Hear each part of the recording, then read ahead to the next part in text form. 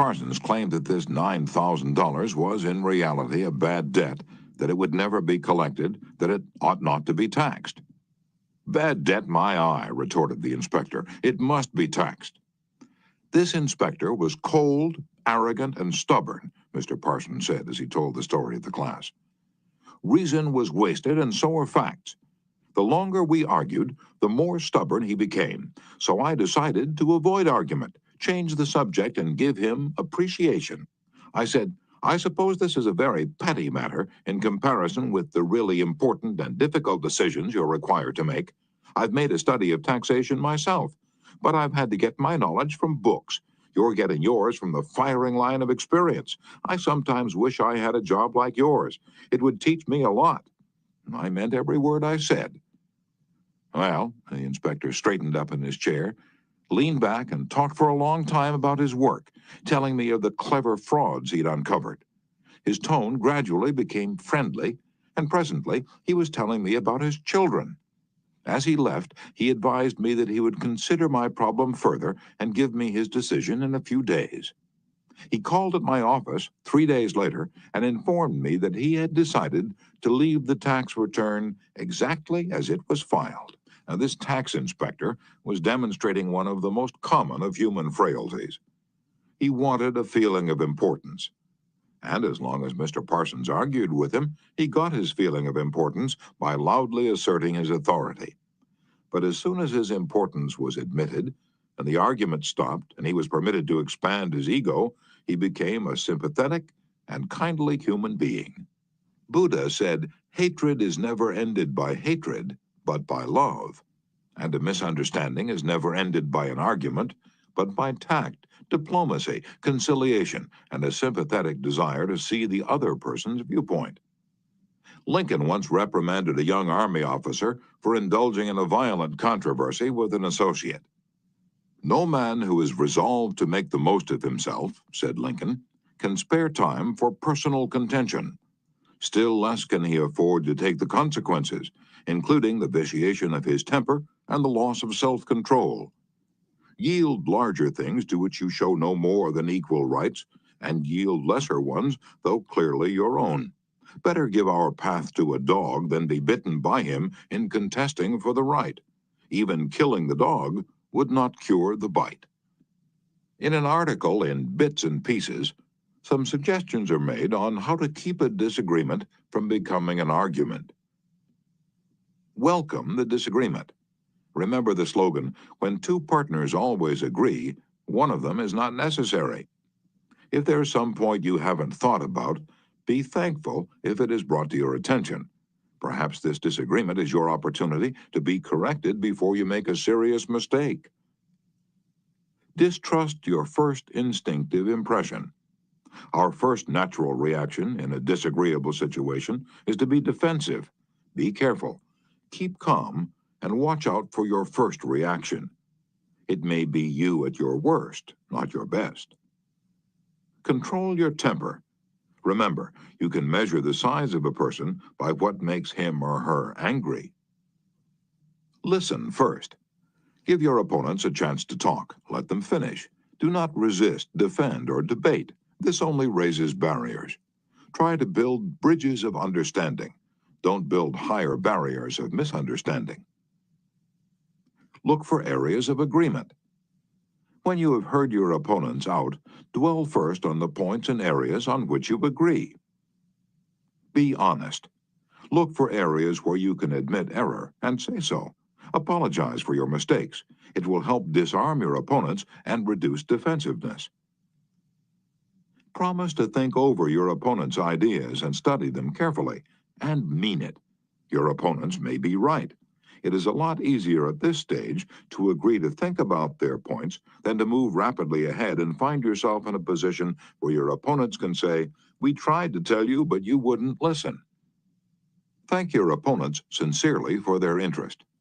Anyone who takes the time to disagree with you is interested in the same things you are. Think of them as people who really want to help you, and you may turn your opponents into friends. Postpone action to give both sides time to think through the problem.